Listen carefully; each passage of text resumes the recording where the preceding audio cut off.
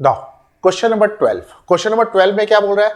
The sum of first three term of a GP is 39 upon 10 and their product is 1। Find the common ratio and the terms. यानी कि आपको common ratio भी find करना है, यानी कि are find करना है, और साथ ही साथ आपको टर्म फाइंड करना है। वो टर्म क्या होगा? A1, A2, A3 ये फाइंड करना है। ठीक है, तो चलो देखते हैं। देखो, अगर आपने मेरा कॉन्सेप्ट वीडियो देखा है, अगर आपने मैंने कॉन्सेप्ट वीडियो बताया था, अगर वो आपने अच्छे तरीके से देखा है, तो मैंने उसमें साफ साफ बताया था कि अगर वो तीन टर्म के बारे में आपको बोल रहा है तो आप उसको क्या कंसीडर करोगे?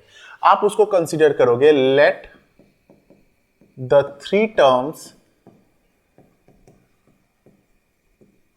B A upon R, A and AR। ठीक है, अब देखो यहां पे क्या बोल रखा है कि देयर प्रोडक्ट इज 1। प्रोडक्ट बोले तो क्या होता है भाई? प्रोडक्ट बोले तो होता है, प्रोडक्ट अगर बोले तो प्रोडक्ट का मतलब क्या होता है? मल्टीप्लाई। ठीक है, तो यहां पे कर रहे हैं A upon R multiplied by A into AR, और वो कितने के इक्वल है? 1 के इक्वल है। तो देखो, ये आर गया इसके साथ, ये आर गया इसके साथ। ठीक है, ये आर गया इसके साथ, तो हमारा यहां से आ जाता है A इंटू ए, यानी कि A cube is equal to 1। Therefore A is equal to 1। Clear है? चलो भाई आगे बढ़ते हैं।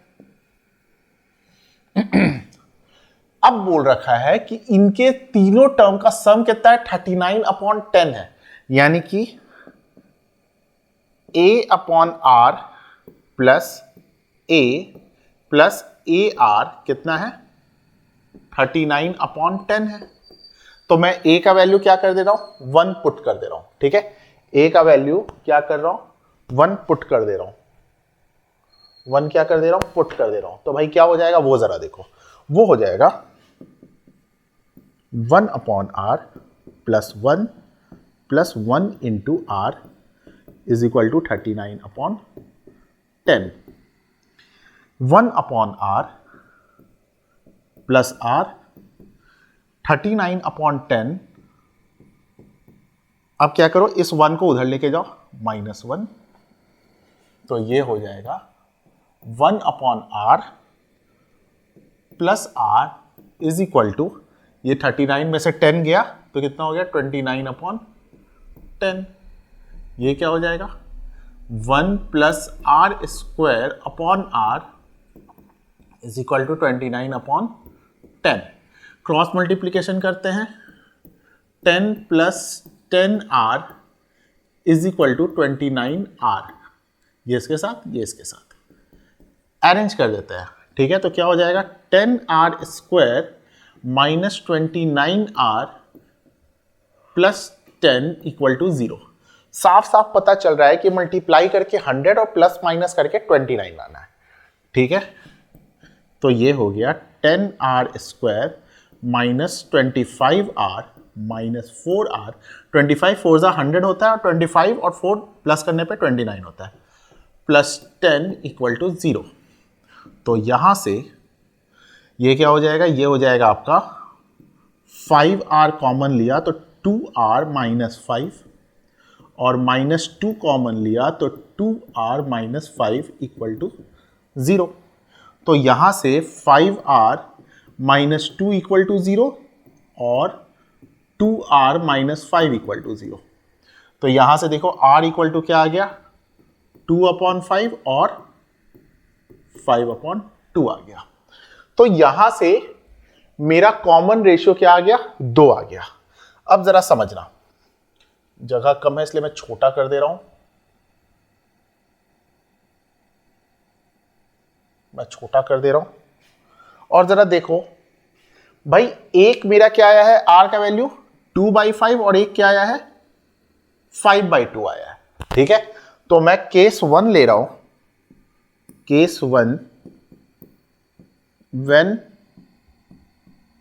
R equal to 2/5। ये 3 टर्म, ठीक है, 3 टर्म। हमारा टर्म क्या था, a/r, a और ar।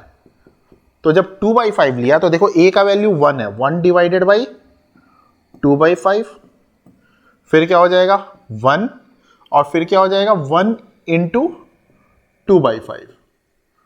तो यहां से ये ऊपर जाएगा तो ये क्या हो जाएगा 5/2, 1 और 2/5।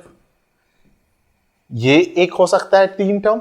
अब देखो एक दूसरा केस भी तो है जिसमें 5/2 आया था, तो यहां पे लेंगे case 2 when r is equal to 5/2। तो भाई फिर हमारा टर्म क्या था, a/r, a और ar। तो यहां से 1/5/2, 1 और 1 इंटू 5/2। तो यहां से क्या आ जाएगा भाई, ये 2 ऊपर जाएगा तो 2/5, 1 और 5/2। तो हमारा 2 आंसर आएगा। पहला आंसर क्या है, पहला आंसर हमारा क्या आया 5/2, 1 और 2/5, और दूसरा आंसर क्या आ गया 2/5, 1 और 5/2। ठीक है।